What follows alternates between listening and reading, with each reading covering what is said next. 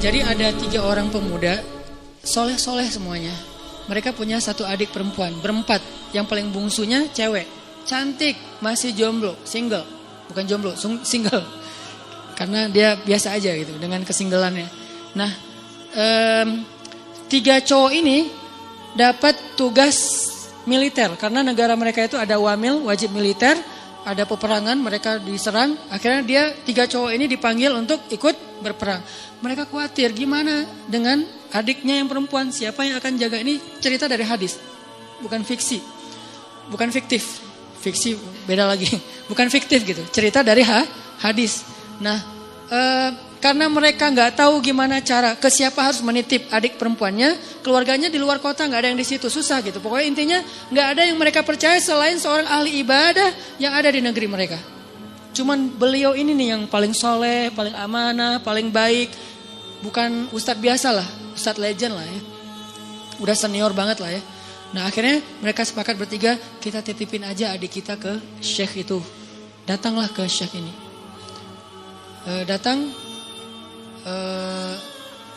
Kalau nggak salah namanya Barsisa, nama syekhnya, Syekh Barsisa.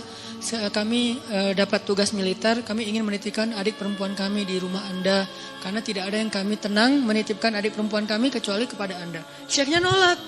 Ya wajar dong, orang soleh takut fitnah kan. Astagfirullahaladzim, saya nggak bisa, saya nggak pernah menampung kebenaran. Syekh ini juga nggak pernah nikah, saking sibuknya dengan ibadah, saking solehnya gitu. Bukan yang nggak nikah berarti udah sibuk ibadah juga. Beliau kayak Imam Nawawi. Imam Nawawi itu gak nikah sampai akhir hayat kan. Ketika ditanya kenapa Anda belum menikah, oh astagfirullahaladzim, saya lupa menikah. Kenapa? Karena saya sudah menikahi ilmu. Saking cintanya beliau dengan ilmu, ilmu itu lebih daripada istri buat beliau. Sehingga tidurnya dengan buku, bangunnya dengan buku, jalannya dengan buku, buku aja kerjaannya. Imam Nawawi, ilmunya luar biasa dahsyat. Tapi jangan ditiru ya. Karena kita nggak gitu-gitu amat juga tentang ilmu. Ilmu enggak, nikah enggak kan? Ya pilih salah satu deh. Kalau enggak ilmu ya nikah gitu. Masalahnya kita ilmu gimana? Apakah udah selevel Imam Nawawi yang hadis dalam semalam hafal berapa ribu hadis. Terus setiap malam tuh nulis buku. Sholat 2 rakaat, satu paragraf. 2 rakaat, 1 paragraf. Jadi setiap paragraf itu 2 rakaat sholat. Wudhu dari isya ke subuh, 1 wudhu. Selama bertahun-tahun, 1 wudhu sholat subuh dengan isya. Maksudnya gak tidur semalaman karena terjaga wudhunya Imam Nawawi. Nah Syekh Barsisa nolak, gak mau. Please, karena kami gak tahu harus jagain apa, harus nitip ke siapa daripada adik saya apa-apain orang. Karena udah dipaksain terus, ya udah deh. Kalau mau saya minta satu hal, apa? Bikinkan untuk adik kalian 1 ruangan, 1 kamar yang gak campur dengan rumah saya di belakang gitu. Akhirnya dibangunin sama mereka kamar sederhana untuk adiknya yang perempuan. Taruh aja di belakang rumah si syekhnya. Syekhnya biasa beribadah di musola. Jadi rumah, musola, kamar ceweknya. Jarak musola dengan kamar ceweknya terhalang oleh rumah syekh. Jadi agak berjarak gitu. Udah pergi mereka berjihad. Hari-hari pertama syekhnya gak pernah berkomunikasi 1 patah kata pun dengan si cewek ini. Karena diamanahin nafkah, kebutuhannya, akhirnya dititipkan uang. Syekh ini ke pasar beli roti setiap pagi, taruh roti di depan pintunya, balik lagi ke musola zikir. Astagfirullah. Si perempuannya tahu jam udah ada roti di depan pintu dia buka, ambil roti, makan di dalam. Gak pernah komunikasi. Sehari, seminggu, minggu kedua mulai datang setan. Yuwaswis fi sudurin nas, pakai perasaan, bukan pakai logika. Perasaannya yang diusik. Kasihan juga tuh cewek kesepian. Masa gak disapa sama sekali, ntar dianggap sombong loh. Ya sapa sederhana aja, gak usah berlebihan, cuman sehat gitu doang. Ya udah titipin roti. Assalamualaikum, sehat teh? Sehat Ustadz, alhamdulillah. Oh ya, pergi aja. Gitu doang. Jadi kayak japri, sehat, udah. Gak pakai emoticon. Jadi benar-benar kayak tiis aja gitu kan ya, dingin aja, nggak ada apa-apa gitu. Zikir astagfirullahaladzim. Besok datang lagi setan. Masa cuma nyapa doang? Siapa tahu dia pengen sesuatu tapi nggak berani ngomong karena kaku. Ya lebih lemes lagi lah, biar siapa tahu si cewek ini butuh apa nanti dia bisa ngomong karena nggak malu. Oh iya juga sih. Teh sehat ya, kalau butuh apa-apa kasih tahu saya ya. Oh iya Ustadz makasih. Nah ini kan nih. Akhirnya datang setan yang satu lagi, lo tugasnya sama cewek, gue cowok. Setannya bagi tugas, tapi bukan karena kelainan, memang gitu tugasnya. Si setan yang ke ceweknya bilang, itu Syekh itu baik banget ya, soleh banget.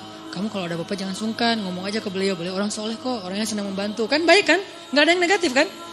Besok-besok, teh butuh apa? Ya Ustadz boleh nitip sesuatu apa? Pengen apa, makan apa gitu. Ini ada uangnya, nggak apa-apa udah dititipin sama kakak-kakaknya teteh. Oh ya udah, maaf ya Ustadz merepotkan, nggak apa-apa. Nah, mulai ini. Pergi ke pasar, beliin apa roti, susu. Makasih Ustadz udah bagi 2 aja masa saya makan sendiri nggak habis. Setan bilang kan, nggak akan habis tuh mubazir, benar nggak sih? Mubazir kebanyakan tuh, udah bagi 2 aja. Ustadz bagi 2 aja, udah nggak apa-apa makan aja. Kata si yang satu lagi setannya, jangan mau diterima, malu atuh sama cewek. Udah, akhirnya apa? Udah makan aja, ntar kalau nggak habis baru saya habisin. Mulai kan, makan, Ustadz nggak habis. Ya udah sini dihabisin. Mulai kan agak-agak gimana gitu kan, bekas makan. Lama-lama datang lagi setan tuh, coba tanya, siapa tahu dia pengen belajar sekaligus daripada dia diam-diam aja, nyantri aja sekalian. Nyantrinya apa? Belajar agama. Tanya butuh apa tentang masalah agama yang saya bisa bantu. Sedikit-sedikit adalah ilmu. Oh ya udah benar juga ya, dapat pahala lebih. Teh nanti kalau butuh apa-apa, udah nggak sungkan sekaku yang pertama kan. Butuh apa-apa kasih tahu aja ke saya, insya Allah kalau ada pertanyaan saya bisa jawab. Kalau nggak ada nanti saya tanya ke yang lebih ahli. Oh ya Ustadz, kebenaran saya lagi nanya nih masalah ini gimana. Nah mulai, tapi masih di balik pintu. Kenapa? Jangan ketemu orangnya, fitnah dong kata setan. Jangan, nanti fitnah ikhtilat kata setan teh. Setan yang ngajarin ilmunya nih, ikhtilat jangan. Oh ya benar juga. Jadi teriak-teriak dari belakang pintu, depan pintu gitu. Oh kalau gini gimana Ustadz? Nah lama-lama datang lagi setan. Mungkin sebetulnya si teteh itu ada pertanyaan yang privasi. Gak enak nanyanya sambil teriak-teriak. Kayak nanya masalah cara membersihkan haid atau apa kan gak enak teriak. Ustadz cara ngebersihin haid gimana kan gak enak kan ya. Ya udah kamu lebih dekat lagi, duduk depan pintu, jangan berdiri. Duduk aja depan pintu, baru ngobrol. Oh ya udah teh, kalau teteh butuh tanya apa-apa, saya insya Allah siap jawab. Ini nggak perlu teriak-teriak. Oh ya Ustadz di balik pintu. Sama-sama duduk di pintu, tapi masih kehalang, pintu tertutup. Datang lagi besoknya setan. Apa kata orang ngelihat kalian udah ngomong kayak gitu, satu dalam satu di luar, tapi duduk di pintu kan jadi fitnah. Ntar dikira semua orang ada apa-apa. Lebih baik masuk ke dalam biar nggak ada yang ngelihat. Tapi pintunya dibuka, awas jangan ditutup, ntar digoda setan. Lah ngomong setan. Nah ini nih setan nih, talbis. Makanya ada buku tebal ya, judulnya Talbisul Iblis. Tipu daya, tipu muslihat iblis. Gitu dibawanya ke kanan dulu, baru ujung-ujungnya ke kiri, tanpa disadari. Tapi buka pintu ya. Oh iya juga ya, nggak boleh tutup pintu, ntar jadi ikhtilat lagi. Ntar setan lagi. Padahal dari tadi juga setan. Udah teh. Boleh di dalam aja nggak enak dilihat orang. Oh ya Ustadz nggak apa-apa. Yang bagian ceweknya bilang nggak apa-apa dia orangnya amanah nggak usah khawatir. Gitu kan? Udah aja duduk dekat pintu tapi udah di dalam ruangan ngobrol. Udah ketemu orangnya beda udah pasti. Pertama cewek ini nggak pernah kenal dekat sama cowok. Kedua Syekh ini nggak kenal dekat sama cewek. Ini adalah kali pertama mereka berinteraksi lawan jenis dan dekat sekarang. Nggak ada siapa-siapa. Mulai bercanda. Jangan kaku-kaku amat dah tuh ngantuk taklim teh. Kasih candaan dikit. Ya udah mulai canda, jadi akrab, jadi hai. Malu dilihat orang, masa bercanda tapi kelihatan orang. Udah tutup aja pintunya kan udah saling kenal, udah saling percaya. Tutup pintunya. Ngobrol. Nauzubillah. Terus dekat sampai akhirnya curhat si cewek ini. Namanya manusia pasti semuanya punya masalah kan? Akhirnya dia berani curhat. Ustadz, saya udah anggap Ustadz sebagai keluarga saya percaya. Boleh saya curhat masalah pribadi? Curhat, buka. Waktu itu masih syariat hijab, cadar, buka cadarnya. Langsung udah lihat wajahnya, udah kemana-mana, udah setan teh. Setan yang datang udah bukan lagi bab ini, setan kan gonta-ganti sesuai dengan kapasitasnya. Sekarang bab yang lain lagi, datang setan yang ahli di bidang yang lain. Udah terus aja sampai mereka akhirnya udah akrab, udah tahu semua cerita-ceritanya. Nangis, ceweknya nangis, senangis-nangisnya. Datang setan romantis. Kalau yang pertama gak ngerti romantis, taunya fikih. Kalau cewek lagi nangis kayak gitu jangan didiamin, kasih bahu. Nanti kalau dia tersinggung gimana? Gak akan tersinggung. Cewek kalau lagi kayak gitu dia gak akan tersinggung, dia pasti positif. Udah neng. Nah mulai nih akrab, usap-usap. Jadi, nauzubillah akhirnya mereka berzina. Udah di sini kan? Udah berzina. Berzina sekali karena udah terlanjur dosa lah. Kagok Udah kagok kan? Udah aja, biasa aja gitu. Udah dosa juga gitu. Jangan manggil Syekh lagi lah, manggil A aja. Jadi tadi kan manggilnya Syekh, lama-lama Ustadz, lama-lama AA.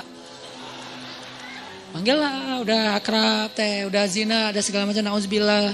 Ngomongnya juga gak enak. Udah gitu, maaf perempuannya hamil. Perempuannya hamil, Syekh ini takut ketahuan sama kakak-kakaknya. Karena adik perempuan mereka ternyata dihamili sama Syekh ini.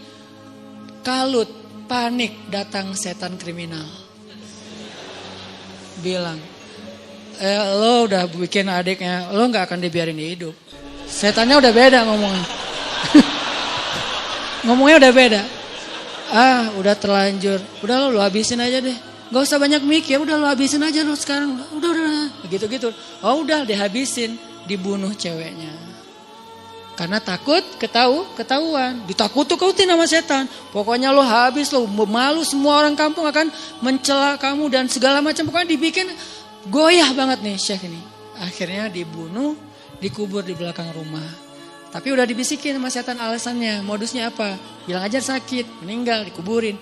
Gak lama, belum juga, baru sehari qadarullah datang nih kakak-kakaknya. Syekh, assalamualaikum. Waalaikumsalam. Syekh, alhamdulillah kami semuanya selamat. Adik kami di mana? Syekh ini pura-pura sandiwara. Ada apa Syekh? Innalillah, yang sabar ya gitu. Allah mentakdirkan kalian gak ketemu lagi. Baru aja kemarin adik kalian sakit keras dan meninggal. Maafkan saya gak bisa jaga amanah kalian. Innalillahi wa inna ilaihi raji'un. Ya gak apa-apa Syekh, di mana kuburnya? Di belakang. Datang doa, pulang aja. Setan kan jahat banget ya. Setan tuh gak pernah berpihak sama kita. Dia itu pengadu domba. Malam setan ini datang ke dalam mimpi ketiga kakak beradik ini. Mimpinya sama. Setan yang sama, gimana gak sama redaksinya. Mimpinya sama.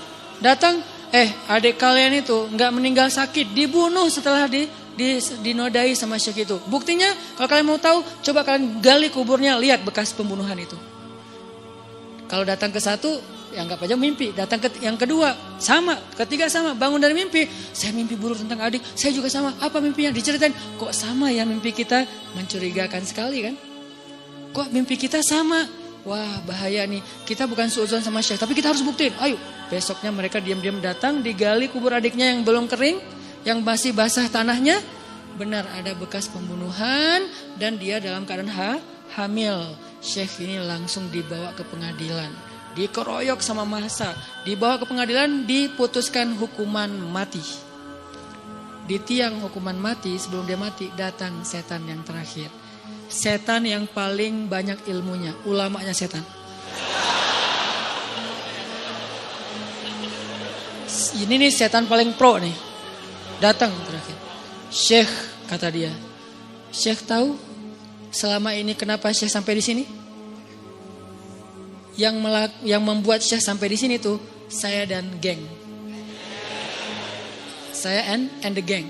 Kita yang menggoda Syekh dari awal mau menerima cewek itu. Kemudian ngasih roti. Kemudian mau menyapa. Kemudian mau fatwa. Kemudian duduk di dalam rumah. Kemudian menutup pintu. Sampai berzina, membunuh dan seterusnya. Berbohong. Itu semuanya kami. Dan sekarang kamu udah gak bisa ngelak. Hukuman sudah ditetapkan. Masyarakat sudah benci sama kamu. Satu-satunya cara kamu selamat sekarang adalah cuman kami yang bisa nolong kamu. Karena kami yang mencelakai kamu. Gimana cara saya bisa selamat? Tunduklah ke saya. Sujud.